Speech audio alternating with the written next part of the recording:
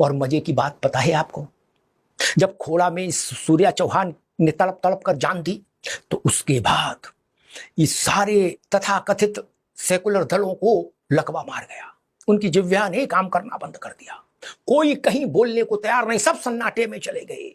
अतीक के लड़के के एनकाउंटर के समय जो लोग छाती पीट पीट कर कह रहे थे कि लोकतंत्र की हत्या हो गई, संविधान की हत्या हो गई, मनो अतीक ही लोकतंत्र हो, अतीक ही संविधान हो, वो सारे लोग खोड़ा के इस सूर्या चौहान की मृत्यु हत्या पर मौन हो गए। इतना दोगलापन कहां से लाते हैं लोग, इतना ऐसा दोहरा चरित्र कहां से लाते हो भाई? 2 घटनाएं घटी थी, एक अकलाह की घटना घटी थी, एक गाजियाबाद में और घटना घटी थी।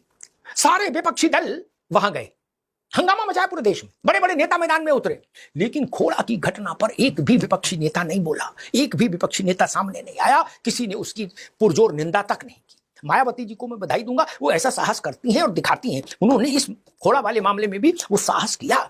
लेकिन कांग्रेस ने, समाजवादी पार्टी ने, टीएमसी ने, आरजेडी ने, अन्य दलों ने मौन साध लिया, मौन, मारे भय के। क्यों? क्योंकि मारने वाले मुस्लिम थे और मरने वाला हिंदू लड़का था, सिर्फ इसीलिए ना, और तो कोई कारण ही नहीं। इसके उलट होता तो योगी आदित्यनाथ की सरकार को कटघरे में खड़ा करने और मुसलमानों के खैर ख्वाह बनने की दौड़ में सारे विपक्षी दल आपको सड़क पर दिखते, हाहाकार मचा देते, तांडव होता कि देखो रे देखो कैसा जुल्म है। लेकिन हिंदू मरे और घोषणा करके मारा जाए कि आओ हम तुम्हें बताते हैं बकरा हलाल कैसे होता है, हम तुम्हें हलाल करेंगे आज, तो हमारे राजनेताओं के मुंह में दही जम जाता है, जिह्वा को लकवा मार जाता है, पैरालिसिस, शब्द साथ छोड़ देते हैं, बोलने की हिम्मत नहीं करते।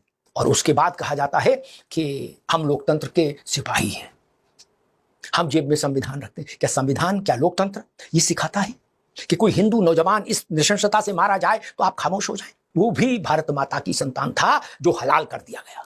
एनकाउंटर पर रोने वाले हत्याओं पर मौन हो जाते हैं, ये इस देश की सबसे बड़ी राष्ट्रीय शर्म का विषय है।